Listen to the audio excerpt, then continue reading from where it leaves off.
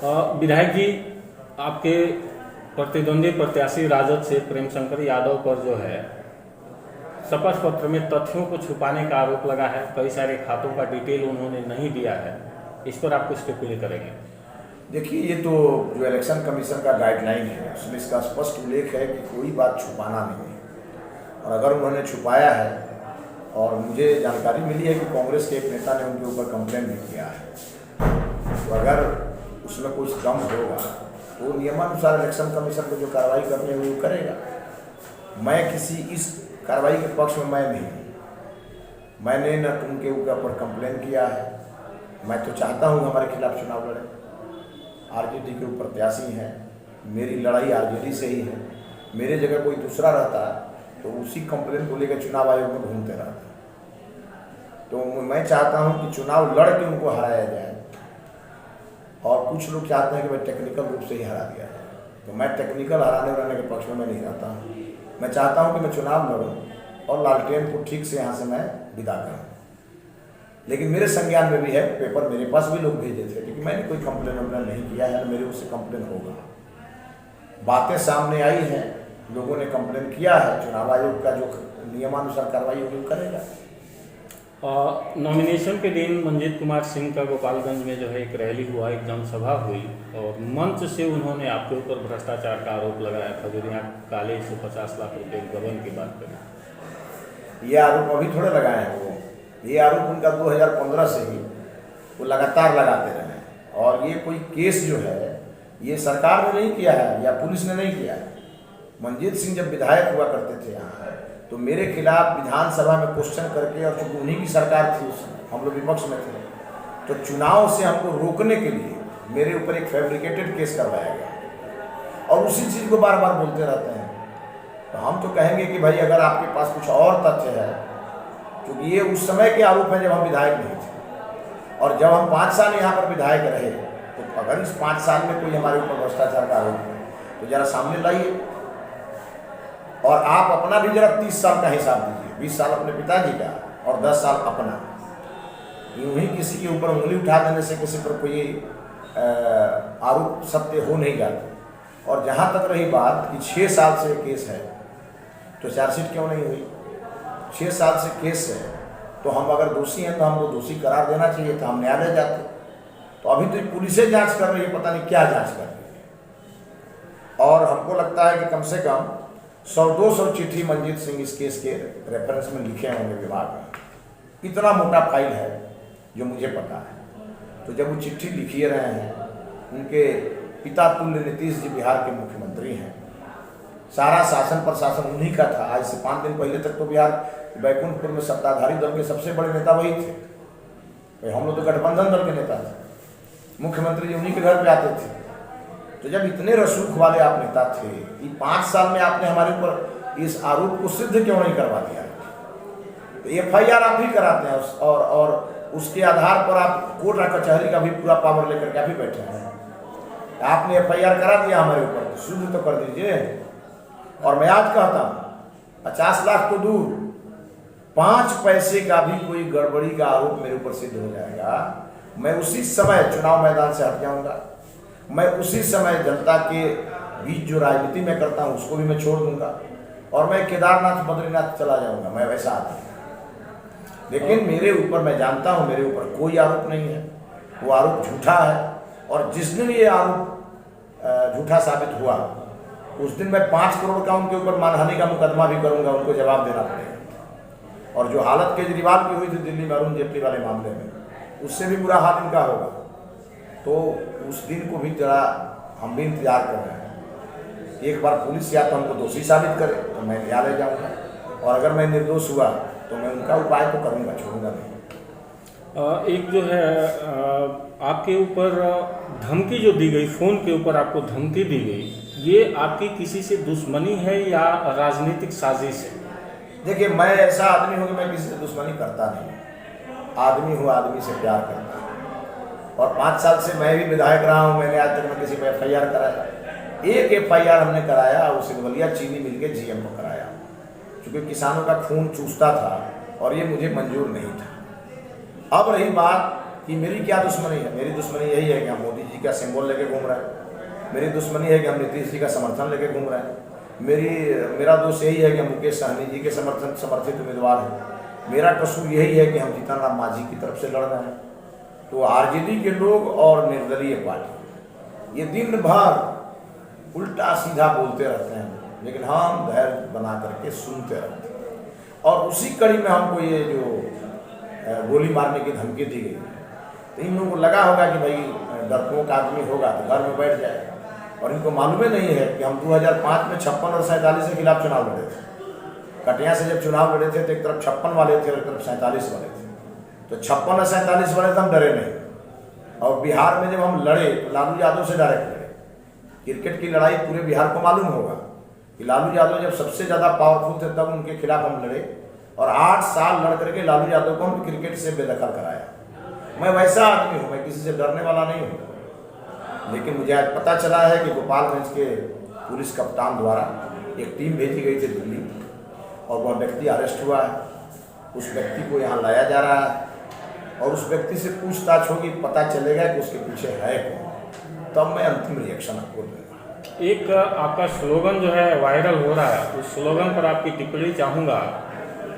और मोदी की परछाई है मिथिलेश तिवारी भाई, ये स्लोगन लोगों ने बनाया है, और ये इसलिए बनाया है कि पिछले 6 साल में नरेंद्र मोदी जी ने इस देश में जो काम किया, ऐतिहासिक काम किया, और मोदी जी का कोई रिश्तेदार या उनका भाई भतीजा पूरे देश में नहीं दिखा है। और उसी प्रकार बैकुंठपुर में मैं भी पिछले 5 साल से मैंने काम किया। हमारे यहाँ जो रिवर फ्रंट बन रहा है, हमारे यहाँ जो विद्युत सौदागृह बन रहा है, हमारे यहाँ जो हमने 40 किलोमीटर बांध को 1 अरब 24 करोड़ रुपया का स्वीकृति करा करके एक मैंने उदाहरण पेश किया है। हमारे यहाँ अगर 2 NHAI, हमने एक NH 101 और राम जानकी पथ की स्वीकृति कराई है। हमने अपने यहाँ 3 अगर स्टेडियम की स्वीकृति कराई है। 274 सड़कों का हमने निर्माण कराया और स्वीकृति कराई है। तो अपने आप में बहुत बड़ा उदाहरण, 2500 करोड़ की योजना हमारे क्षेत्र में चल रही है। SH90 बन के तैयार हुआ। तो इसलिए लोगों ने कहा कि मोदी जी भी विकास को मानने वाले नेता हैं, और हमारे विधायक भी विकास को मानने वाले नेता हैं। मतलब अगर हमारे खिलाफ जो लड़ने वाले लोग हैं, तो एक तरफ जो 2 उम्मीदवार हैं, वो कोई वंशवाद का प्रतीक है और कोई जातिवाद का प्रतीक है। अच्छा, पुनः लेकिन मेरा जो परिचय है, मैं राष्ट्रवाद का प्रतीक हूँ और विकासवाद का प्रतीक हूँ। तो मोदी जी भी राष्ट्रवाद के प्रतीक है और विकासवाद के प्रतीक है। मोदी जी का भी भाई भतीजा राजनीति में नहीं है, मेरा भी भाई भतीजा राजनीति में नहीं है। मोदी जी भी सबका साथ सबका विकास के रास्ते चलते हैं, हम भी चलते हैं। और यही कारण है कि लोगों ने ये कहा, नारा दिया है कि मोदी का परछाई है मिथिलेश हमारा भाई। चुनावी तस्वीर कुछ साफ होने लगी है, अभी भी ढूंढ ली है? हमारे यहाँ तो पहले ही से साफ है। जब हम पहली बार चुनाव लड़े थे, हमको ठीक से लोग जानते नहीं थे, तब तो हम 15,000 से जीते थे। इस बार लोगों ने, बैकुंठपुर के लोगों का नारा है अब की बार 50 पार, मतलब इस बार जो जीत का आंकड़ा होगा 50,000 से ऊपर होगा। अच्छा, एक और आरोप लगाए थे कि थावे महोत्सव में मनोज तिवारी जी गेस्ट के रूप में आए और 8 लाख का पेमेंट किया गया। थावे महोत्सव नहीं, सिंहासनी महोत्सव जी, तो उसका कैसे क्या है? तो ये आरोप उनको गोपालगंज के कलेक्टर पर लगाना चाहिए, क्योंकि पैसा गोपालगंज के कलेक्टर साहब दिए होंगे। ये हम पर आरोप कहाँ से लग गया भाई? और जो गोपालगंज के कलेक्टर हैं या थे, वो नीतीश कुमार जी के द्वारा यहाँ पर बैठाए हुए लोग। अगर उसमें भ्रष्टाचार हुआ है तो कलेक्टर साहब जानकारी देंगे ना। अच्छा, और एक बात वो और मन से बोल रहे हैं कि आप जो है 51 लड़कियों की शादी बोले थे कराने के लिए, नहीं कराए हैं। हाँ, तो 51 लड़की जरा वो शादी तय करा करके आज भी ला दें तो हम उसकी शादी करा देंगे। हमने ये सामाजिक बदलाव के लिए नारा दिया था, और हमारा आज भी मानना है कि ये जो अनावश्यक शादियों में पैसे खर्च होते हैं, अगर लोग तैयार हो जाएं और एक जगह सामूहिक विवाह होने लगे तो लोगों के पैसे भी बचेंगे, और हर बेटी समाज की बेटी के रूप में जानी जाएगी। सब लोग उसमें अपना योगदान करेंगे। और हमने ये कहा था कि जब भी ऐसा कोई आयोजन बैकुंठपुर में होगा तो मैं अपने वेतन का सारा पैसा उसमें दूंगा। लेकिन जो लोग आरोप लगा रहे हैं, उन्होंने उनके पिताजी के समय 20 साल और उनका अपना 10 साल और 5 साल और भी मैंने पूर्व विधायक के रूप में, तो लगभग 35 साल में 3.5 लड़की का भी शादी कराया है क्या? भाई आरोप वो लगाएगा ना जो ये करता होगा, और हमको इसके लिए कोई सरकार से पैसा मिलता है क्या? हमने तो कोरोना काल में 70 लाख रुपया अपने फंड से दिया। हमने कोरोना काल में अपना वेतन अपने सरकार को दे दिया, प्रधानमंत्री जी के पीएम केयर में पैसा दिया, हमारे घर से लगभग 2 लाख रुपये दिए गए। जरा वो तो बताएं कि कोरोना काल में उन्होंने कितना रुपया दिया।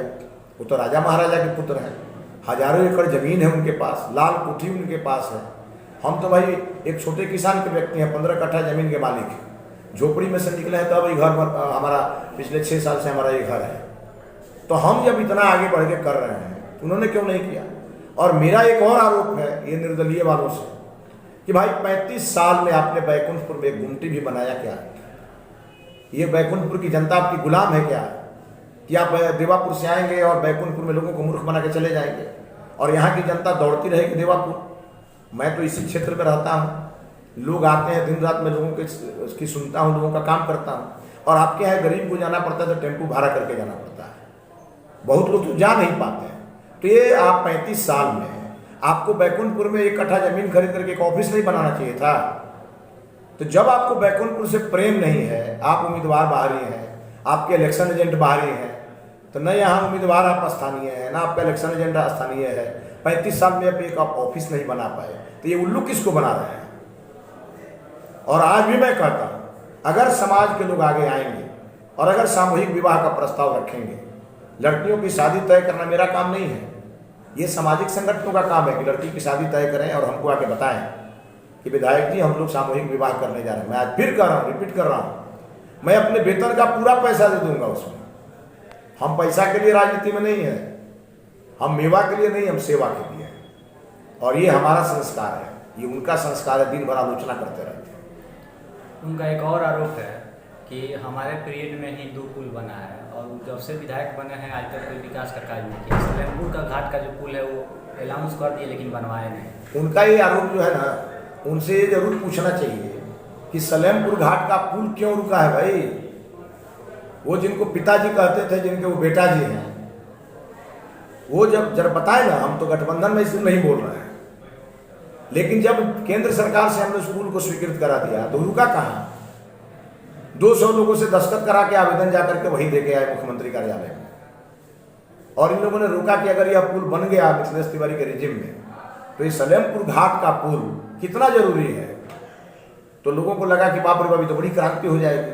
और मैं अब उनसे पूछ रहा हूँ, यदि आपने 70 घाट और बंगरा घाट बनाया तो आपने सलेमपुर क्यों नहीं बनाया? आप अपने पीरियड में सलेमपुर की आवाज़ क्यों नहीं उठाए? ये तो आपको जवाब देना पड़ेगा।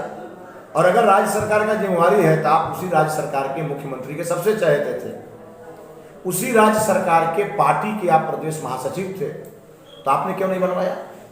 और मैं तो गडकरी जी से जाकर के पास कराया था। अगर अलाइनमेंट हमको राज्य सरकार ने नहीं दिया तो हम जबरदस्ती बनाते हैं। लेकिन हम अपने जो हमारे 11 संकल्प हैं उसमें हमारा एक संकल्प सलेमपुर का पुल भी है। मैं अपने 11 संकल्प को 2-4 दिन के अंदर रिलीज करूंगा, जो मेरा 5 साल, अगले 5 साल के लिए मेरा वो संकल्प बैकुंठपुर का संबल बनेगा। और मैं सलेमपुर पुल हर हाल में बनवाऊंगा। और ये जो श्रेय ले रहे हैं 70 घाट और बंगरा घाट, तो एक ही पुल का कितना लोग श्रेय लेगा भाई? अब राजू सिंह कहते हैं साहेबगंज के विधायक कि हम कराए, तरैया के विधायक जनक सिंह कहते हैं कि हम कराए, ई कहते हैं कि हम कराए। और ये दोनों पुल मेरे 5 साल के विधायकी में बना है। बजट हम पास करते रहे असेंबली में, मैंने लोगों को, किसानों को उसका जो जमीन का मुआवजा है वो हमने दिलवाया। और हमारे इस 5 साल में ये पुल बन के तैयार हुआ। तो पुल न उन्होंने बनवाया है न हमने बनवाया, पुल सरकार ने बनवाया और सरकार हमारी है। और ये भी उनको स्पष्ट करना चाहिए कि जनक सिंह और राजू सिंह जो कह रहे हैं वो झूठा है और ये जो कह रहे हैं वो सच्चा है। लेकिन अगर पुल 70 घाट उन्होंने बनाया तो उनको बैकुंठपुर में इस बार के बाढ़ की भी जिम्मेवारी लेनी पड़ेगी, क्योंकि 70 घाट पुल के कारण ही बाढ़ आया है। और ये भी बताना पड़ेगा कि बंगरा घाट का 500 करोड़ से ज़्यादा का बजट और 70 घाट पुल का 250 करोड़ का ही बजट क्यों? एक ही नदी पर 3 किलोमीटर के बीच में अगर 2 पुल आप बनाते हैं तो एक पुल आधा 263 करोड़ और एक पुल 513 करोड़, ये कैसे हो गया? और ये दुनिया जानती है कि इस बार जो बैकुंठपुर में बाढ़ आया, अगर 70 घाट में अगर वाटर का डिस्चार्ज सही रहता तो बैकुंठपुर में बाढ़ नहीं आती। और दूसरी बात हम पूछना चाहेंगे, देवापुर में बांध क्यों टूटा? देवापुर का आपका घर है, आप मुख्यमंत्री के सबसे चाहते हैं मैं तो देवापुर का विधायक नहीं हूँ, तो बांध टूटा देवापुर में, उसी के पानी से डूब गया बैकुंठपुर। शर्म भी नहीं आती है बैकुंठपुर में घूम के वोट मांगने में? जवाब दीजिए आप कि आपके घर के पास बांध क्यों टूटा, क्यों देवापुर के पानी से बैकुंठपुर डूबा? ये कौन जवाब देगा? 5 साल वाला, अब 35 साल वाला जवाब नहीं देगा। अच्छा सर, एक और जो है बहुत युवा जो है कह रहे हैं कि रोजगार नहीं तो वोट नहीं। अगर आप बैकुंठपुर से पुनः विधायक बनते हैं तो युवाओं के बारे में क्या सोच रहे हैं? आत्मनिर्भर बिहार बैकुंठपुर है तैयार। हमने 5 IIM के स्टूडेंट्स को अपने साथ जोड़ा है, हमने कई मैनेजमेंट के लड़कों को अपने साथ जोड़ा है, हमने एक टीम बनाई है। और आप अगले 1 साल में देखेंगे बैकुंठपुर में फूड प्रोसेसिंग के क्षेत्र में बड़ा ही क्रांतिकारी काम करने जा रहा हूँ। और जो लोगों के दिमाग में भी नहीं आएगा वो मेरा प्लान बन के तैयार है। जनवरी महीने में एक यहाँ पर उद्योग सबमिट करेंगे हम, और किसी असेंबली में आज तक बिहार में हुआ नहीं होगा। हम बड़े बड़े उद्योगपतियों को बैकुंठपुर बुलाएंगे और बैकुंठपुर उद्योग समिट 2021 इसका गवाह बनेगा। और 1 साल के अंदर यहाँ फूड प्रोसेसिंग में क्रांतिकारी कदम हम उठाएंगे। और हमारा टारगेट है अगले 5 साल में बैकुंठपुर के लगभग 15,000 नौजवान जो बाहर माइग्रेंट होकर के गए हैं उनको वापस बुला करके उस काम में लगाने का। चलिए, बहुत बहुत धन्यवाद।